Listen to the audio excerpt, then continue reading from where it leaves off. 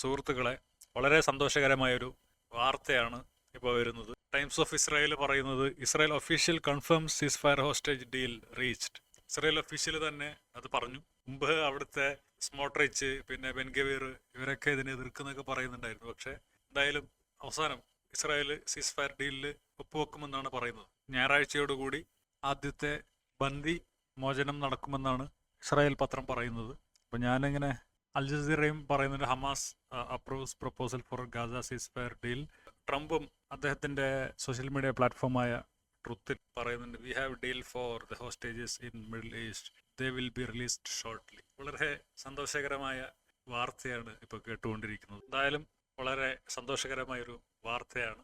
അങ്ങനെ സമാധാനം വരട്ടെ. ലോകത്ത് ഒരുപാട് സ്ഥലത്ത് ഇതുപോലെയുള്ള യുദ്ധം നടക്കുന്നുണ്ട്. യുക്രൈനിൽ നടക്കുന്നു, മ്യാൻമറിൽ നടക്കുന്നുണ്ട്, സിറിയയിൽ ഇപ്പോൾ ഏകദേശം അവസാനിച്ചു, സുഡാനിൽ നടക്കുന്നുണ്ട്, സൗത്ത് സുഡാനിൽ നടക്കുന്നുണ്ട്. ഒരുപാട് ആഫ്രിക്കൻ രാജ്യങ്ങളിൽ, ലാറ്റിൻ അമേരിക്കൻ രാജ്യങ്ങളിലൊക്കെ യുദ്ധങ്ങളും കുഴപ്പങ്ങളൊക്കെ നടക്കുന്നു. ഇതൊക്കെ ഇല്ലാതായി മനുഷ്യ ദുരിതങ്ങൾ അവസാനിക്കട്ടെ എന്ന് ആഗ്രഹിച്ചുകൊണ്ട് നിർത്തുകയാണ്. അപ്പം ശരി.